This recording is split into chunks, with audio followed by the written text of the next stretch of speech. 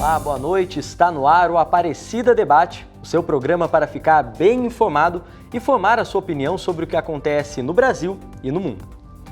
Hoje o nosso assunto é a fome no Brasil. Dados mais recentes, já dentro do momento da pandemia, indicam que 19 milhões de brasileiros passaram fome no último trimestre do ano passado. Este é o dobro do índice detectado em 2009. Além disso, outros 100 milhões conviviam com algum grau de insegurança alimentar, que é a dificuldade no acesso à comida. É claro que essa estatística foi muito agravada pela crise social e econômica provocada pela pandemia. Mas será que, antes disso, a falta de ações do poder público já não deixavam parte da população sujeita a essa situação? O número que vinha caindo desde 2004 passou a crescer novamente nos últimos 10 anos. Por que um dos maiores produtores de comida no mundo, capaz de alimentar mais de 1 bilhão de pessoas por ano, ainda se depara com esse cenário? Quais as medidas a curto, médio e longo prazo para dar assistência a essas pessoas? Para conversar conosco sobre essa dura realidade, converso hoje com Ana Paula Souza, pedagoga, coordenadora de Advocacy da Ação da Cidadania, movimento que desde 93 atua junto a pessoas que vivem abaixo da linha da pobreza, e conselheira de Segurança Alimentar e Nutricional do Estado do Rio de Janeiro, o CONSEA. Também participa deste debate o irmão Írio Luiz Conte, religioso da Congregação dos Missionários da Sagrada Família. Ele é licenciado em Filosofia e Teologia, especialista em Direitos Humanos, mestre em Sociologia e doutor em Desenvolvimento Rural. Também é membro da Organização pelo Direito à Alimentação e à Nutrição Adequada, a FIAM Brasil, e é pesquisador integrante da Rede Brasileira de Pesquisa em Soberania Alimentar e Nutricional. Então, primeiramente, boa noite, irmão, boa noite, Ana Paula, obrigado por nos atenderem para conversar conosco sobre esse tema tão importante, nos dias de hoje. Para a gente começar, queria começar falando com a Ana Paula. Ana Paula, eu queria que você trouxesse então uma fala, a gente trouxe alguns dados agora no começo do programa. Por que depois de tanto tempo o Brasil voltou a ver os índices da fome crescerem? Então, Guilherme, boa noite a todos, um prazer estar aqui conversando com vocês sobre esse tema tão importante, fundamental, que a população brasileira pare para falar sobre esse assunto e que a gente entenda aí que existe uma história, no Brasil de combate à fome. Não é uma história muito feliz, infelizmente. Em 2014, nós comemoramos, porque o Brasil saiu do mapa da fome da ONU, muito por conta de um conjunto de políticas públicas assertivas, a partir de 2003. Foi um grande esforço nacional, com muita participação da sociedade civil, dos movimentos sociais, o Conselho Nacional de Segurança Alimentar e Nutricional, que teve um papel fundamental no fortalecimento de todo um sistema nacional de segurança alimentar e nutricional. Assim como tem o SUS, que é o Sistema Único da Saúde, tem o SUAS, que é o Sistema Único da Assistência Social, a gente tem o CISAM, que é o Sistema Nacional de Segurança Alimentar e Nutricional, que teve um grande fortalecimento, no período de 2003 até 2014, quando a gente conseguiu aí comemorar a saída do Brasil do mapa da fome da ONU, graças a diversas políticas públicas que influenciaram esse processo de maneira positiva. E aí, a partir já de 2016, a gente começa a sofrer um desmonte dessas políticas públicas. Elas vieram declinando em custos, em seus orçamentos, não podendo mais se manter muitas delas, muito por conta aí do congelamento dos gastos sociais por 20 anos, aprovado pelo nosso Congresso em 2006, já começando a ser implementado em 2007, e a partir daí a gente só vem assistindo o aumento da pobreza, o aumento da extrema pobreza no país, o aumento da insegurança alimentar, que sempre vem acompanhada ao aumento da pobreza, e antes da pandemia, dados que a gente já começava a ter como um parâmetro de que o Brasil começava a voltar para o mapa da fome já em 2017. Em 2019, e aí vem a pandemia, né? E a gente é pego aí de uma maneira totalmente despreparada, né, com relação a um tema fundamental, que é a alimentação. Uma grande parcela da população tendo aí seu direito à alimentação sendo violado durante um período crítico de pandemia, né? Uma situação bastante triste a gente vivenciando aí nesse momento. Irmão, eu queria que o senhor comentasse essa questão também, né? Por que a gente está vendo esse número crescer, né? Por que está sendo tão difícil levar comida à mesa dos brasileiros?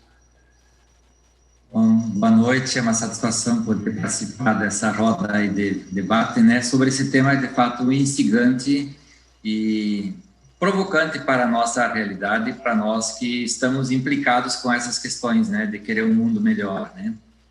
Olha, analisar esse problema, eu diria assim, requer a gente trabalhá-lo com várias perspectivas, vários fatores, mas eu iria dizer assim, na resposta bem objetiva aqui, talvez 2 fatores mais amplos que estejam implicados nessa questão da volta do Brasil ao mapa da fome e a esse contexto.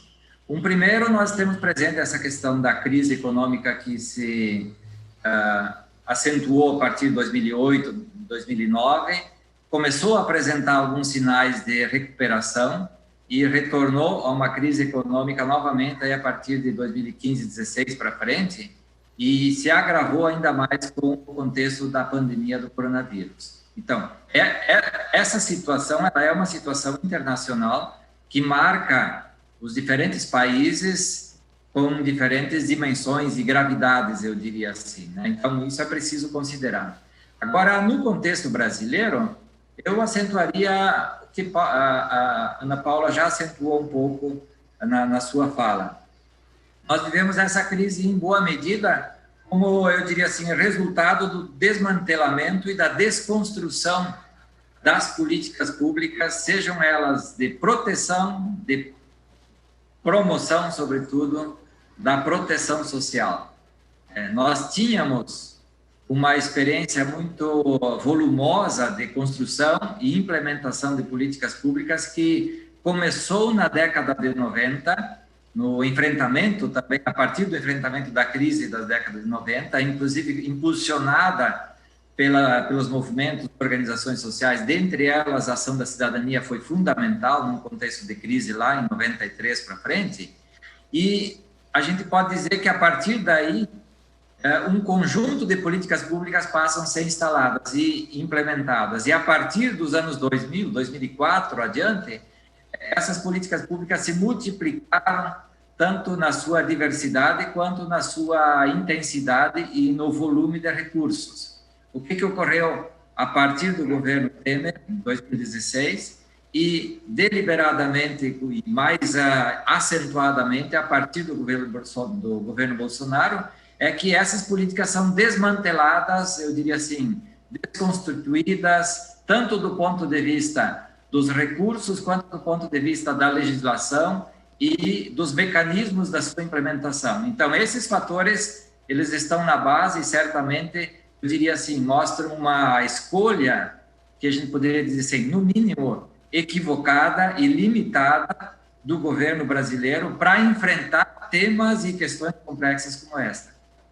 Irmão, agora vocês apresentaram, né, alguns desses motivos, e um outro número que chama a atenção para quem está em casa que não sabe é o fato do Brasil, na verdade, ser um grande produtor de alimentos, né?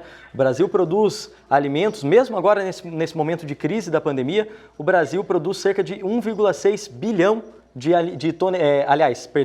1,6 bilhão de pessoas poderiam ser alimentadas com o que o Brasil produz por ano de alimentos aqui. Ou seja, né, irmão, não falta alimento, não falta produção ou capacidade de produzir alimento para as pessoas. É realmente uma necessidade de presença do poder público. Sem dúvida, é isso que você menciona. Se nós olhamos, pelo menos as 2 últimas décadas, aí só pegar o século XXI, nós todo ano de modo sistemático, passamos a assistir e ler nas notícias que o Brasil quebra um novo recorde na produção de alimentos. E isso é uma constante. Então, se isso confere, ao mesmo tempo confere uma outra situação, que nesse tempo também há uma concentração significativa dos sistemas alimentares. Quando falamos de sistemas alimentares, desde a organização da produção, passando pela transformação, até chegando a distribuição e o consumo propriamente dito dos alimentos. Então, houve e há um acelerado processo de concentração de toda essa cadeia, e isso é um fator importante. Um outro fator, eu diria assim, se em outros tempos a alimentação não estava tanto no centro da questão comercial, das relações comerciais nacionais e internacionais, de uns anos para cá, a alimentação passou a ser uma mercadoria estratégica que está desde a prateleira das nossas quitandas, das esquinas e dos pequenos mercadinhos, até os grandes mercados e, sobretudo, na especulação dos mercados de commodities. Ou seja, a alimentação ocupa um lugar estratégico no tema do debate do desenvolvimento econômico mundial e nacional. E eu diria ainda, isso tudo, esse processo de concentração e a ocupação, a centralidade da alimentação nesses debates, ela se constituiu em boa medida com pouca presença do Estado organizando e regulando essa situação. Resultante disso, a gente tem que nós não temos grandes problemas de falta de alimentos. Você já disse, nós podemos cansar de citar números aí que mostram cifras e mais cifras positivas. Então, qual é o problema? O problema principal é a concentração, e em alguns casos há, sim, o problema da diversificação, mas o problema principal é o problema da concentração da alimentação em todo o seu fluxo, em toda a sua cadeia produtiva e de distribuição e consumo. E cada vez mais concentrada nas mãos de grandes redes. E talvez o que nós vivamos agora, nesse momento, é a intensificação da concentração no ramo da indústria alimentar, que está incidindo fortemente na legislação, no marco legal, assim chamado, e também a concentração forte dos mercados. O ramo dos mercados é um negócio impressionante, como nos últimos anos os grandes mercados estão abocanhando, estão se apropriando, comprando pequenos e médios mercados. Então, esse processo de concentração, por sua vez, ele ajuda ao sistema alimentar como um todo ficar cada vez mais desequilibrado, porque ele fica essencialmente dependente desses grandes grupos econômicos, e nesses grandes grupos econômicos há pouco espaço para democracia e há pouco espaço para discussão de alimento de qualidade. Perspectiva que nós trabalhamos bastante, né? Que é essa questão da alimentação saudável, diversificada, na perspectiva da soberania, do direito humano à alimentação. Então, isso são temas ausentes para essas rodas, porque nessas rodas o que interessa é a intensificação do lucro. Irmão, a Ana Paula citou para a gente, né, Ana Paula, o fato do Brasil ter voltado, né, para o mapa mundial da fome. Esse mapa que é, inclusive, apontado pela própria Organização das Nações Unidas. Eu queria que você falasse, Ana Paula, para a gente, o que isso representa, o que isso pode impactar negativamente, não apenas, claro, na vida dessas pessoas, que é o mais importante, que estão passando por isso, mas até na imagem do Brasil enquanto nação. Sim, é impactante, né, ver o Brasil no mapa da fome da ONU, depois de apenas 2 anos de ter saído desse mapa. Na verdade, é vergonhoso ver um país como o Brasil no mapa da fome, né? Então, para a imagem do país, realmente é surpreendente, né, que a gente necessite ter esse título, né? Eu acho que todos os pesquisadores, todos os estudiosos de políticas públicas sabem que é desnecessário, que é a falta de vontade política para resolver e eliminar esse problema do Brasil, né? Muitas vezes a gente fica muito sem entender o sentido disso, né? A gente tem aí um país que entrou tardiamente para a Constituição como alimentação como direito, né? Foi só a partir de 2010 a alimentação entrou para a Constituição como um direito, né, constitucional, e muito pouco se fez para manter, né, essa situação nem estável, né? Ela não nem necessitaria ficar reduzida, né, a voltar os índices de fome, mas ela se manter estável seria o mínimo, né? Então, estar no mapa da fome significa que mais de 5% da população do país está passando fome, né? Isso é inadmissível num país onde não falta, como vocês já mencionaram, né? Não falta terra, não falta agricultores, não falta produção, né? Não falta diversidade, né, de produção. Então, não tem justificativa técnica, né, para que isso aconteça. Simplesmente falta vontade política, como dizia o Betinho Herbert de Souza. A alma da fome é política. Isso é muito triste para um país com um povo acolhedor como o nosso, um povo trabalhador, um povo amigável, um povo solidário. Não merece esse tipo de político, né? Esse tipo de política que está sendo realizada. Queria que o irmão começasse falando, inclusive, para a gente sobre como a pandemia da Covid-19 impactou nesse cenário da fome no Brasil. O irmão, que inclusive trabalhou, né, numa pesquisa relacionada ao tema. Irmão, o que vocês conseguiram constatar com esse estudo?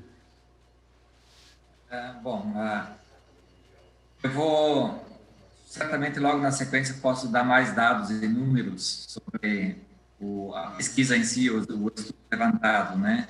Mas em relação à pergunta que você faz mais direto sobre o impacto e a relação com o coronavírus, eu diria pelo menos uns 3 aspectos que é interessante a gente chamar a atenção. Um primeiro, como essa situação impacta na vida das pessoas, eu diria assim, na perda da renda e do emprego.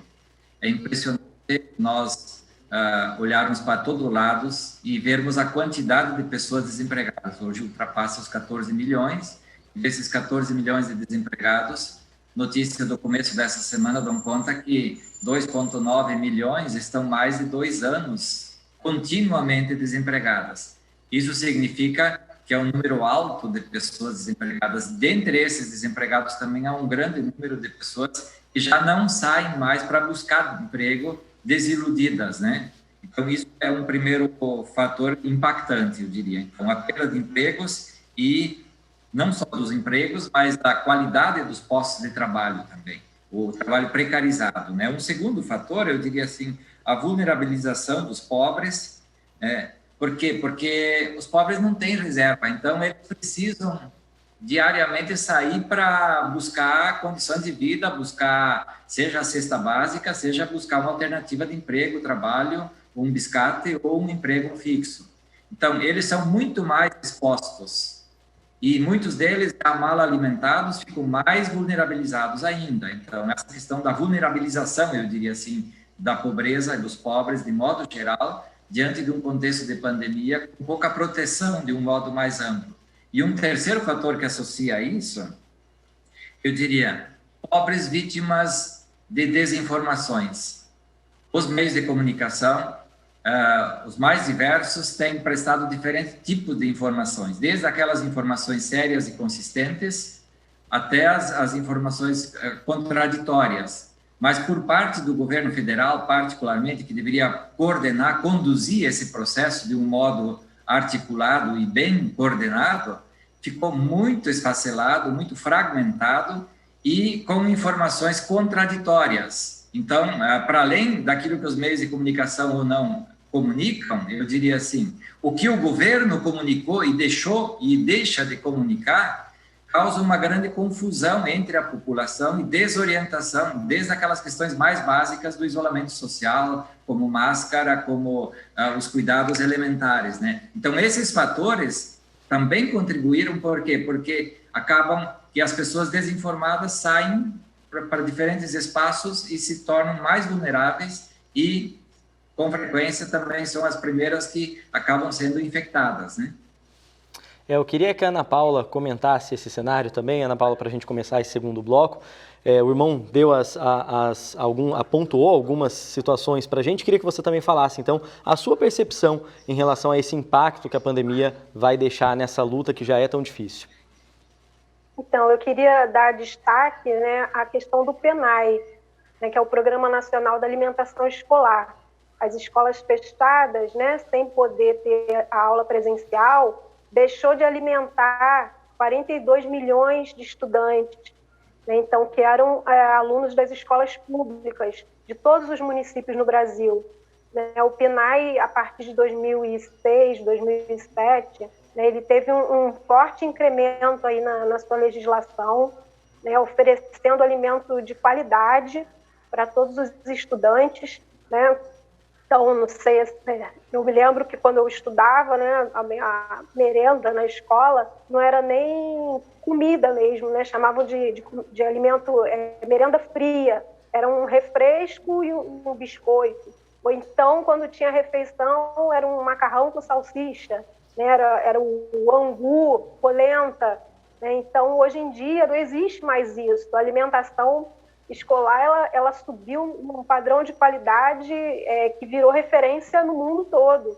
Né? Ela tem um cardápio preparado por nutricionistas, balanceado, cardápios são publicados no Diário Oficial, então contém ali todas as vitaminas e proteínas, todas as calorias necessárias para suprir as necessidades e manter essas crianças com qualidade, com alimentação saudável. E com a pandemia, você imagina, né, 42 milhões de crianças não tendo acesso a esse alimento escolar, que em muitos casos era o único alimento dessa criança, né, e desses jovens. Então, isso foi um grande... produziu, né, um grande impacto na qualidade da alimentação desses alunos das escolas públicas.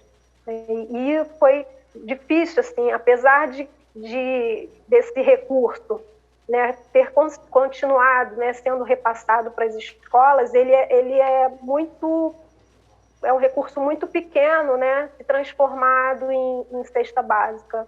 É difícil de dividir esse recurso entre os alunos, né? Como é que você vai dividir, né, um quilo de feijão em saquinhos, né? Como é que você vai fazer esse fracionamento? Então, foi um momento, está sendo um momento bastante difícil, né, para as escolas e para as famílias, né, conseguirem ter acesso a esses alimentos oriundos das escolas.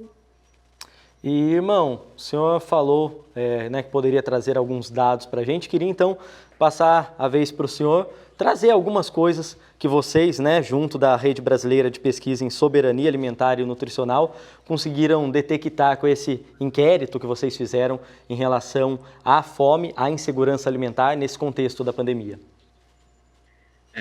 Sem dúvida. Veja, se nós pegamos aí os 3 últimos meses, houve diversas pesquisas, mas eu iria citar aí pelo menos umas 2 pesquisas importantes, né? Uma foi da Universidade Federal de Minas Gerais, e ela chegou a resultados próximos a esses que também a rede chegou, e outra, uma pesquisa internacional, né, de Harvard, que também chegou a dados muito próximos em relação ao Brasil, comparando com outros países e tal, mostrando que ela é uma situação localizada, mas ela é também uma situação internacional, digamos assim. Mas essa pesquisa que nós fizemos, ela seguiu todos os parâmetros técnicos de uma pesquisa, recolheu os dados no finalzinho de 2020, portanto, são dados bem recentes, né, da segunda quinzena de dezembro. E o que ela mostra?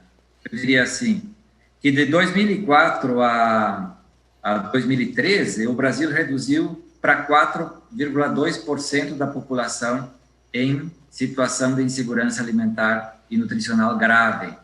De 2013 para 2018, essa insegurança alimentar já passou a crescer novamente, já atingiu 8% da população. E de 2018 a 2020, alcançou-se bem mais, né? Ela aumentou 27%, o que significou um aumento expressivo, né?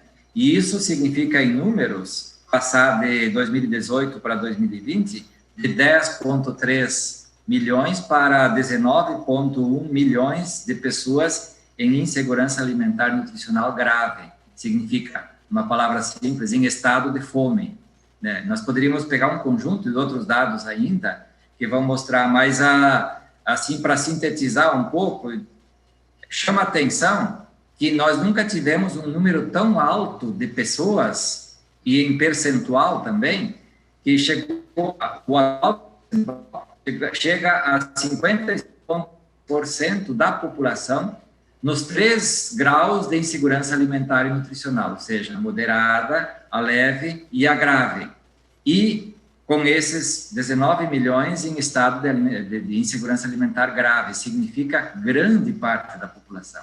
E um outro dado que eu iria chamar a atenção, em relação à pesquisa que se constata, é que aquilo que geralmente até não se deu tanta atenção para uma camada da classe média que estava ou está se alimentando relativamente bem, e a pesquisa vai mostrar que houve um crescimento bastante significativo dessa camada da sociedade. Significa, a insegurança alimentar e nutricional leve passou de 20% para 34% da população. Muito mais pessoas, portanto, que têm um grau, um nível de renda, acabam expressando que elas vivem insegurança em relação a ter ou não ter comida durante o mês todo. Então, isso mostra que a situação de insegurança alimentar e nutricional, ela atinge as diferentes camadas da população, inclusive aquelas que já tinham saído da situação de pobreza e estavam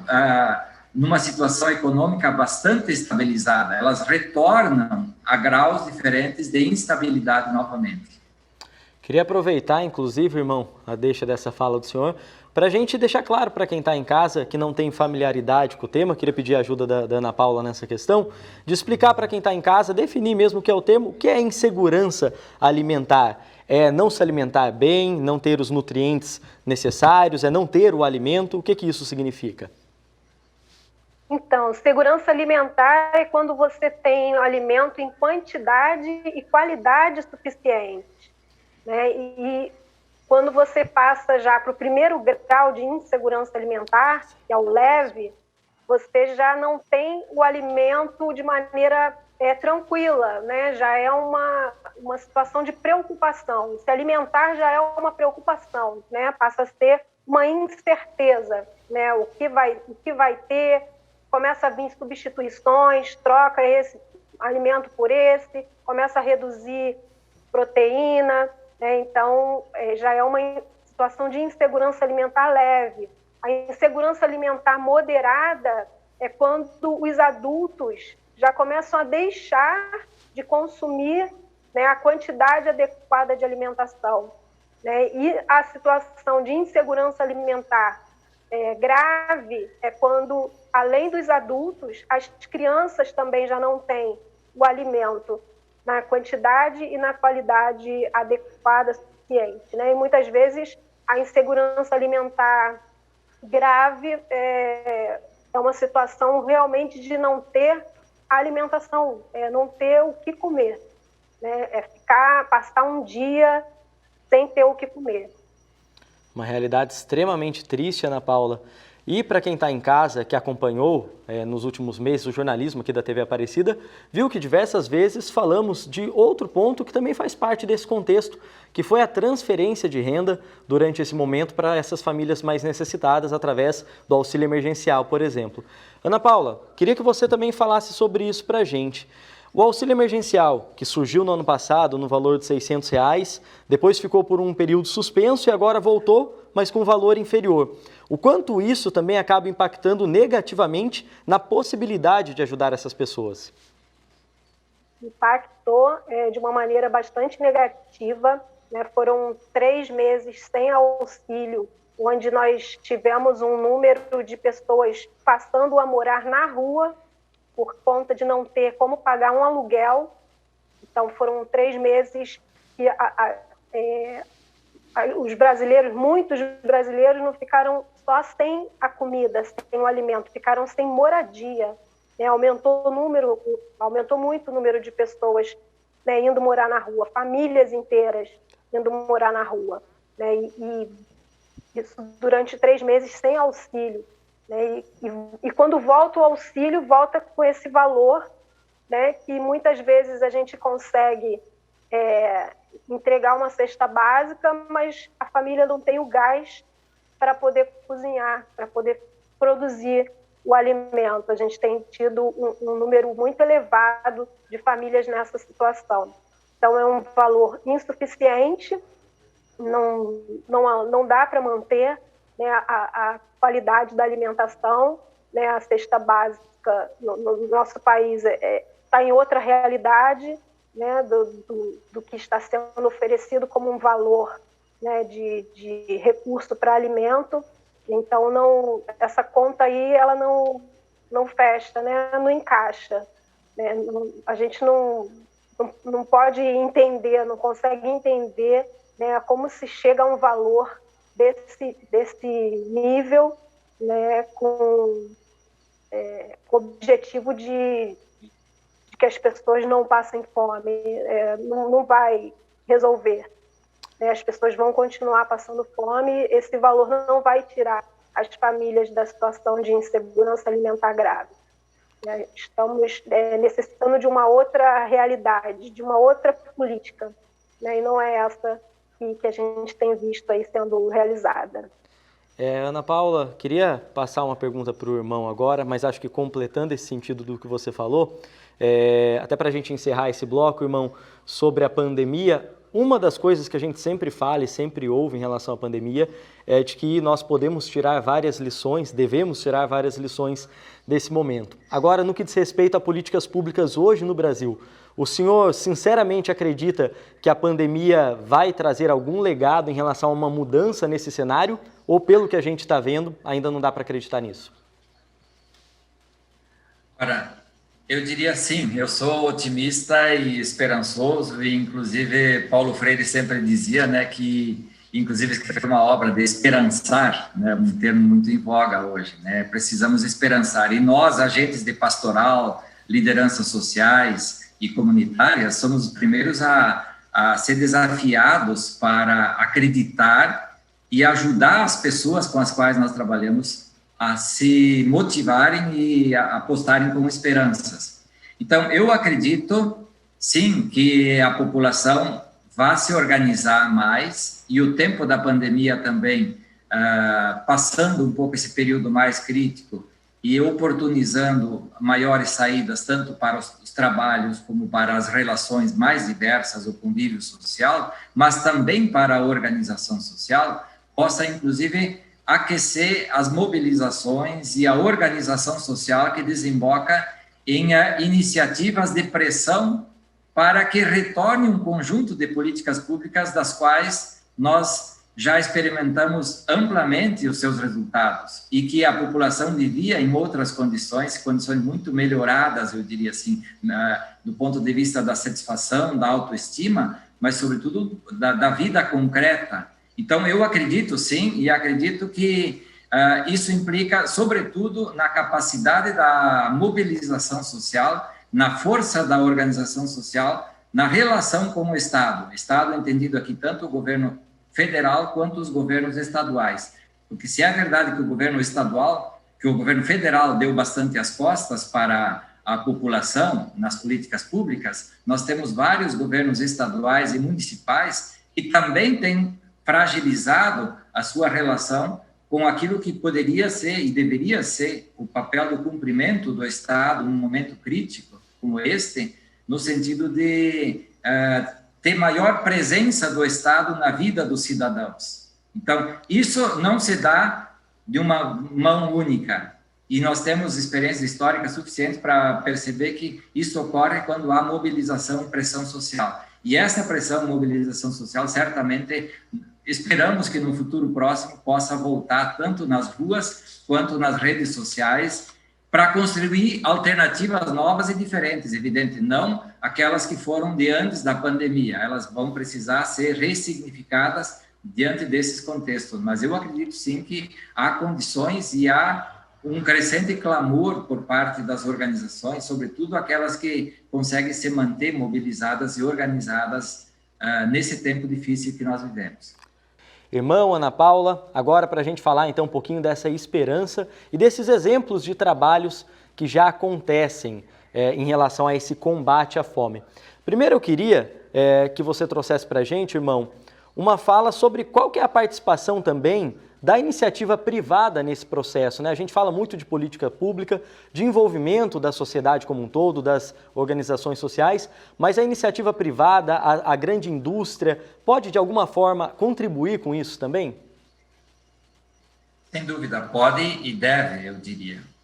E sempre, de alguma forma, ela contribuiu. Isso a gente precisa reconhecer. A questão é como ela se põe diante dessas questões. Então, aí eu acho que é um debate longo e complexo para a gente fazer, e é difícil emitir juízo sobre o interesse dos outros, né? Mas nós sabemos que a iniciativa privada, majoritariamente, aproveita do momento como uma oportunidade de acabar acumulando os processos de capital, mais do que outra coisa. Então, eu diria assim, a iniciativa privada tem um papel importante, tem, sem dúvida, e há muitas pessoas sensibilizadas com isso. E eu diria, sobretudo, a iniciativa privada poderia contribuir em duas direções. Por um lado, não fazer o lobby nesse momento de crise que a gente vive para estreitar o marco regulatório. E nós vemos no Brasil a iniciativa privada, de um modo geral, particularmente nesse grande campo da indústria de alimentos e do agronegócio, nesse momento de crise, ela está avançando na pressão sobre o Estado, para o Estado minimizar o marco regulatório em relação ao conjunto dos direitos da população. Portanto, esse é um desserviço. Se ela fizesse um serviço positivo nessa perspectiva, já seria uma grande contribuição para a sociedade e para a humanidade. Eu diria uma segunda contribuição que ela poderia dar com muito mais ênfase, seria, de fato, repensar os seus sistemas de distribuição e de acumulação. Os pobres não devem viver apenas das sobras e das migalhas. Isso o Evangelho está cheio e tem N experiências. O Papa Francisco insiste em dizer isso, que nós precisamos pensar um modelo econômico que pense muito mais a relação com a pessoa do que com a acumulação do capital em si.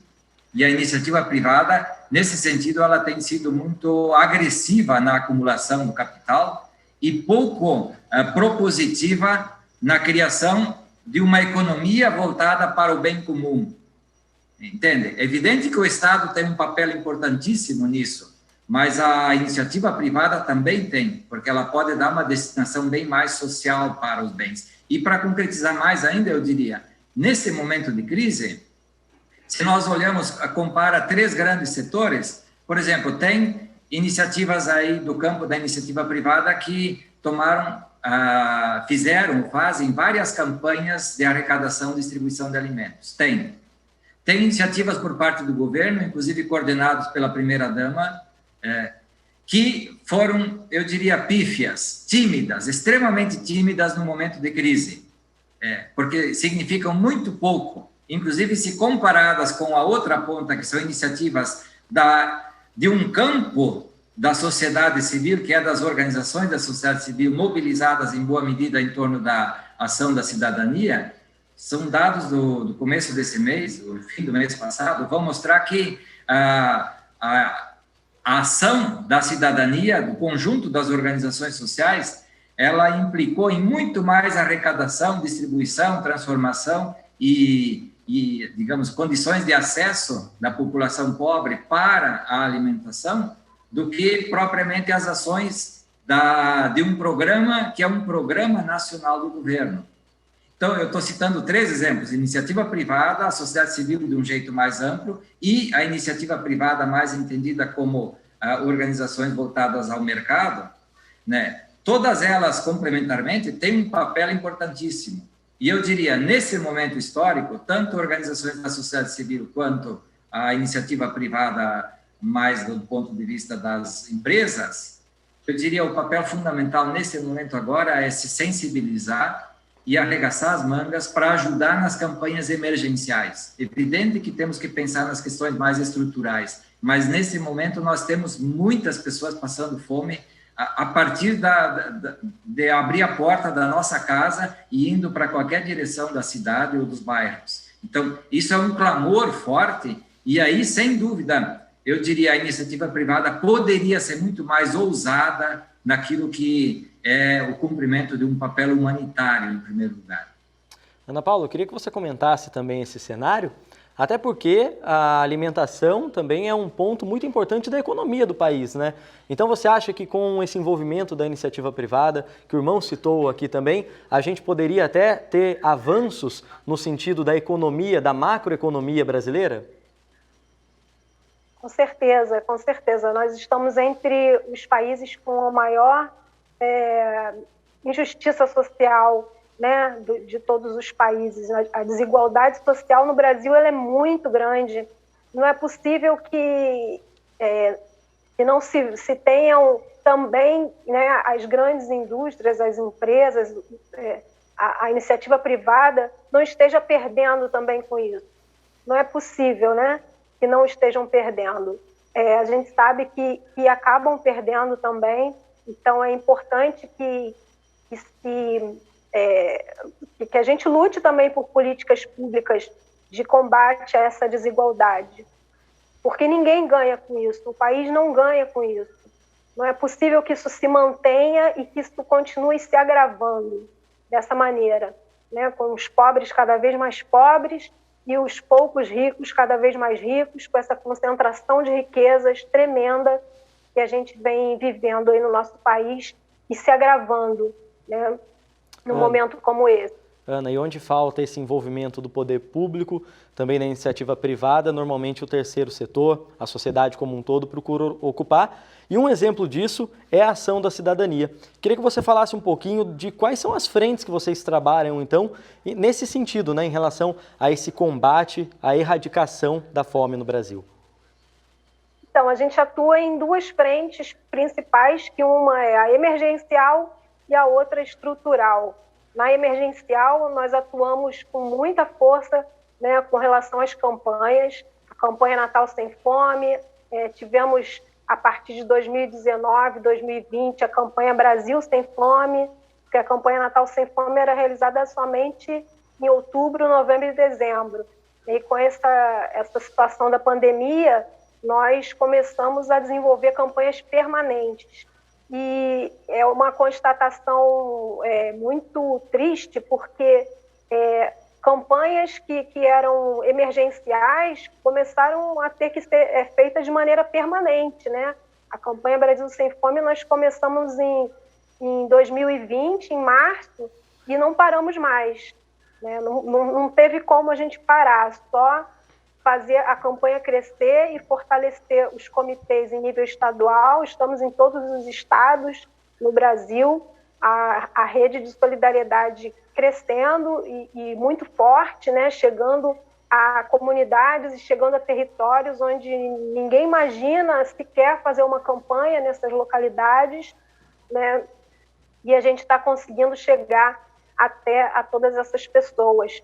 Mas nós sabemos que a questão emergencial ela não vai solucionar o problema, não vai resolver, né? E nós estamos fortalecendo também nossas ações estruturais, né? Nós lançamos a Agenda Betinho, com 40 propostas de ações e políticas públicas para combater a fome e pela segurança alimentar em nível municipal, mas também está sendo utilizada já em nível estadual, incentivando aí a criação de frentes parlamentares, de comissões especiais de enfrentamento à pobreza. Estamos influenciando aí as lideranças comunitárias, a população, a se somarem aos CONSEAs, que são os Conselhos de Segurança Alimentar e Nutricional, nos seus municípios e nos seus estados, que é um espaço onde a população tem voz, né? Pode fazer o acompanhamento dessas políticas públicas, o monitoramento, e pode somar forças, né, com o poder público, com a iniciativa privada, para que essas políticas públicas saiam do papel e comecem a ser implementadas de maneira emergencial. E uma vez o Santo Padre, Papa Francisco, disse que a fome não é apenas uma tragédia, mas também uma vergonha para toda a sociedade. Irmão, o senhor tinha citado o Papa agora há pouco, ele fez essa provocação, né, para nós enquanto igreja, em uma ocasião, e a igreja no Brasil responde a esse chamado. Um exemplo, por exemplo, agora, é a campanha Tempo de Cuidado da CNBB. Eu queria que o senhor falasse de como, né, esse é um dos exemplos, mas de como a igreja tem atendido a esse chamado, a esse cuidado emergencial com o próximo. Sem dúvida. Primeiro, até vou comentar mais um pequeno aspecto do Papa desses últimos dias. Acho que é interessante a gente trazer para as rodas as contribuições dele, porque elas têm uma ressonância grande e, ao mesmo tempo, são um chamado geral, né? Ele, na conferência da Organização Mundial do Trabalho, aliás, Organização Internacional do Trabalho, há poucos dias, ele falou enfaticamente, sugerindo o que ele chama de um projeto comum que evite 3 palavras-chave, né? O consumismo cego, o isolacionismo e o nacionalismo, e que ponha uma atenção especial em torno do cuidado do ser humano e da perspectiva do bem comum, que está basicamente aquela ideia geral da assim chamada economia de Francisco, né, que é uma proposta de um modelo econômico que tenha o ser humano no centro e o ser humano na sua relação com a natureza. Esse é um aspecto extremamente interessante, eu penso que nós podemos e devemos trazer para as diferentes rodas de debate. E um segundo aspecto que ele citou no Dia Mundial dos Pobres, também foi há poucos dias agora, dia 13, né? Ele fez várias citações de crítica em relação ao modelo econômico concentrador, e ele sugere lá uma outra coisa que penso que nós precisamos trazer para as nossas rodas de debate. Qual é? Ele fala de uma nova abordagem sobre o pobre e a pobreza. E, basicamente, quando ele fala em nova abordagem, ele vai falar que nós precisamos olhar para o pobre como um sujeito de direitos. E isso é fundamental, nós olharmos para o pobre como um portador de dignidade humana. E, se nós quisermos ir mais longe, a própria expressão de Jesus Cristo, né? Do rosto de Jesus Cristo. E, portanto, tratá-lo e nos relacionar com ele nessa perspectiva. Isso muda uma porção de visões em relação ao ser humano. Eu penso que isso é fundamental. E a Igreja do Brasil, em momentos diferentes, ela chamou e está chamando a sociedade, e a Semana Social, por exemplo, que nós estamos em processo de preparação e de realização, tanto nos estados quanto depois a configuração mais nacional da Semana Social, é para refletir um conjunto de questões em torno do compromisso social da Igreja nas suas várias perspectivas, mas, sobretudo, essa perspectiva de transformação e de mudança social. Então, eu diria, um processo social amplo que a CNBB está estimulando é este. Nesse momento agora, no fim de semana, inclusive, a CNBB está provocando, estimulando, chamando para um ato de solidariedade nas redes sociais, nas igrejas, inclusive simbolicamente batendo o sino às 3 horas da tarde no sábado, amanhã, portanto, porque nesse fim de semana nós estamos atingindo já 500 mil vítimas da Covid. Isso significa muitas pessoas acometidas por essa pandemia, e nós sabemos que os fatores são diversos, mas sabemos também que nesse meio muitas vidas poderiam ter sido salvas se houvesse uma ação mais propositiva por parte das autoridades constituídas. Então, a Igreja chama para um ato de solidariedade e um ato de sensibilização em torno desse drama que tantas famílias, familiares, parentes, amigos nossos vivem, mas, de um modo geral, a sociedade brasileira vive. E, numa escala mais ampla, tantos outros ainda potenciais vítimas desse processo. Então, se você citar mais alguns exemplos, poderia dizer assim, a Igreja Católica, nesse momento, estimulada pela CNBB, está estimulando para que nós sejamos os primeiros a erguer a cabeça, olhar para frente, olhar o horizonte com otimismo, mas também com o realismo necessário e, por que não dizer, questionar, criticar os processos, os sistemas de corrupção que continuam intensos no nosso sistema brasileiro e questionar também os fundamentalismos que são intensos nesse momento, que dificultam que as pessoas abram a visão para olhar a sociedade, o mundo, a pobreza, a pandemia, a fome, com um olhar crítico. Se nós conseguirmos fazer isso, certamente nós podemos dar uma grande contribuição. E a Igreja Católica, nesse sentido, ela está chamando, impulsionando, provocando o tempo todo nessa direção. Eu penso que nós cristãos somos chamados a entrar nesse embalo, né? Irmão, Ana Paula, felizmente o nosso tempo está acabando. Então, para a gente encerrar o programa, eu queria pedir rápidas considerações finais de vocês sobre esse tema, começando então pela Ana Paula. Ana Paula, que você deixasse uma mensagem para quem está em casa também, fazendo suas considerações e como que as pessoas podem se envolver nessa importante causa. Então, eu queria lembrar, nesse momento final, que no dia 1º de janeiro de 2019, o atual presidente extinguiu o Conselho Nacional de Segurança Alimentar e Nutricional, um dos pilares que foram responsáveis por tirar o Brasil do mapa da fome da ONU. Isso não enfraqueceu e não desestabilizou a sociedade civil que fazia parte desse Conselho Nacional, né? Foi formada uma comissão organizadora da Conferência Nacional Popular Autônoma por Soberania e Segurança Alimentar e Nutricional. E essa comissão, em nível nacional, está dando suporte aos conselhos estaduais e conselhos municipais, que, por incrível que pareça, estão se fortalecendo cada vez mais diante dessa situação, segurando, né, a mão de todo mundo, né, ninguém ficando de fora dessa, somando aí todas as experiências dessas organizações que fazem parte da luta pela soberania alimentar, né, da luta pelo combate à fome. São experiências ricas, né, experiências de anos, de antes do Betinho, já vem se acumulando, né, com Josué de Castro, todo esse acúmulo de organizações da sociedade civil, com experiências de combate à fome pela soberania alimentar, pela segurança alimentar. Então, é fundamental que a sociedade se engaje aí nesse processo de conhecimento dessas organizações, através dessas conferências populares que estão começando agora a partir de julho no Brasil. Obrigada, Ana Paula. Agora queria as considerações finais do irmão, então, para a gente encerrar o programa.